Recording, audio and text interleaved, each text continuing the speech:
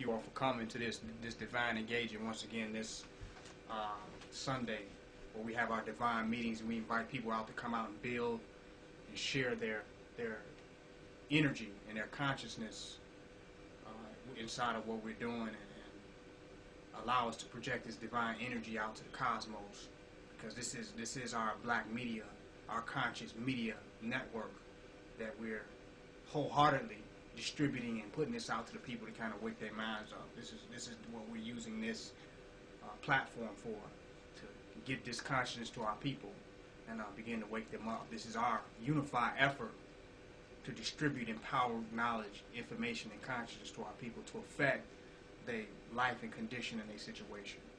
So I first want to just thank people for being here, and let's just clap that we all got here and made it out to this meeting this week. Now, the powerful thing about this is last week I had the flu. It lasted me for about 2 or 3 days. So I was extremely sick. So I consider that a near life and death experience for myself. So I'm grateful to be here speaking to people. I'm not taking these moments where the guys can come together and build for granted, because this is very important. I was watching a Dr. York DVD earlier, and you never know when someone will be there to speak and teach, at what time they'll be there and available to share the knowledge that they have, due to the nature, due to the white devil, due to whatever elements that exist. So every time I get up here and speak, I see this as a victory over all the challenges in the universe that want to suppress the black voice of the black God, and what we have to say in this time. And this media represents, these DVDs and this conscience represents the empowerment of our voice, not depending on these Europeans or whatever media institutions or whoever has to sign and co-sign what you can and can't say, what you can and can't do as a black God and who you are. This is an independent media. So every time I speak, this is a victory for black guys over all the challenges of life, not just the European, but any challenges that we might face that may try to, challenge our integrity and our determination and our determined effort to get this message out. So this meeting just represents, it's a lot more than just teaching. It's every time I get up here, it's victory over white supremacy completely. It's victory over the negative thoughts and the limited projections and the limitations of the mind of our people. Because some people say, well, them niggas are still over there doing that. They should have been took that down. I knew the CIA was gonna come and the white devil was gonna come and bring what they doing down. They're still at it. So we're proving them a lie every time we consistently step forward to put this message.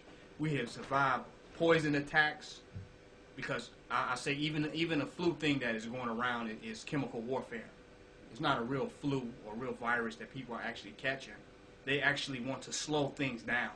When they see society moving too progressively and moving too fast, then they develop a new strand of the flu. So many people are sick home in bed.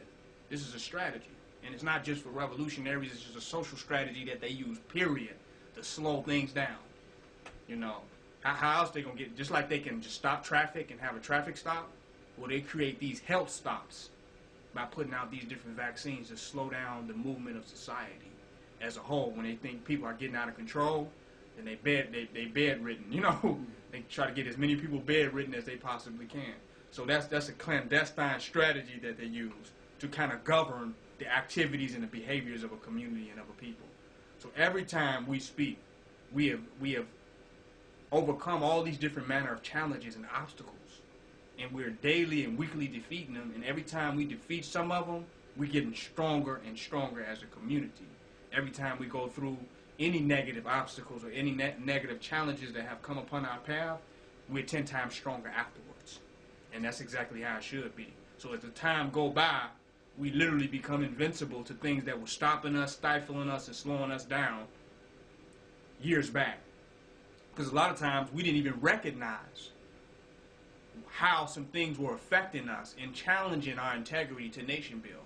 We wasn't even aware of it. We thought we were just going through regular situations. We didn't have the context to see that, wait a minute, they're actually stopping us from manifesting our highest vision of changing the condition and the mindset of our peoples. Those were what those obstacles were doing, no matter where they came from. So we have to become completely victorious over all challenges to literally stand and shine over all the enemies that are trying to bring down this nationalistic, black imperialistic, black supremacist message that's being brought forth. So that's something to be aware of. So out of this victory, to get up here and speak again, to bring forth this message, I want to make this a very powerful deliverance. The first thing that I want to speak on in this lecture was a revolutionary drive. And I started off talking about this earlier because I was talking about love and revolution. Like saying that the phenomenon of love is synonymous with revolution.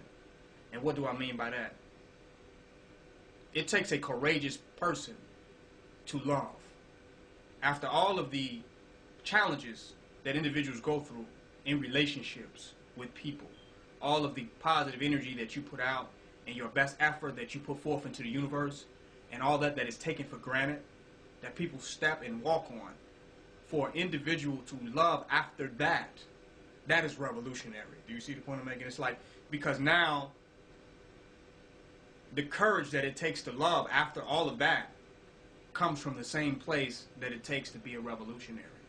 Meaning that the love that you have can change you. Just the fact that you love means that you're open to change. Because love requires you to change to embody or to align yourself with that of which you love. So if you begin to see revolution as love, then you see one thing, that it's not just completely intellectual, and it's not completely mental or completely philosophical.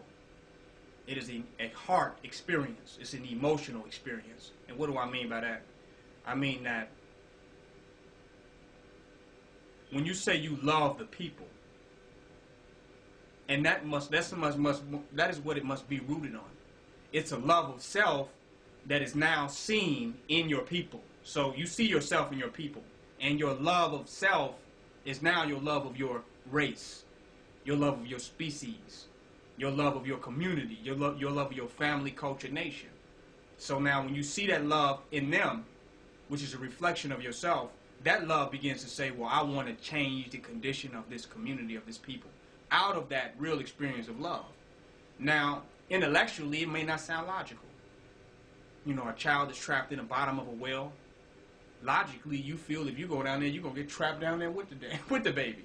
But the love of that child is your willingness to go through insurmountable circumstances to find a solution, to find a way. Now, many people that saying that there is no way that we can change the condition of our people, that we have already failed before we succeeded, and that the white man is superhuman, those people do not have love. Because when you have love, there's not a lot that a person can tell you. You know what I'm saying? It's not a lot that a person can say to you if your child is trapped in the bottom of the well. Well, you can't go down there. It's just over with. Just chalk it up for your baby. You see the point I'm making? Chalk it up for your child, your only son. Chalk it up.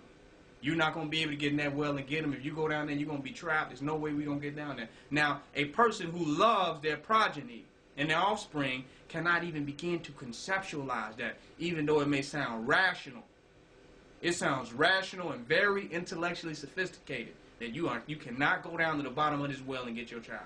But the average individual is not going to want to hear that because they have love. And out of the love, they begin to find a way where there was no way. They begin to develop a strategy where there appeared to be no strategy. They begin to develop energy where there was nothing but fatigue. They begin to develop a vision where there was nothing but discouragement. Do you see the point I'm making? Out of the love that they actually had and felt. So revolution requires that. Love. Because when you have a burning, sincere love for your people, it's not a lot that black, Negro, Uncle Tom people can tell you. It's not a lot that white devils can tell you. It's not a lot that fear-based people can tell you, because the love is that strong. Now, without that love,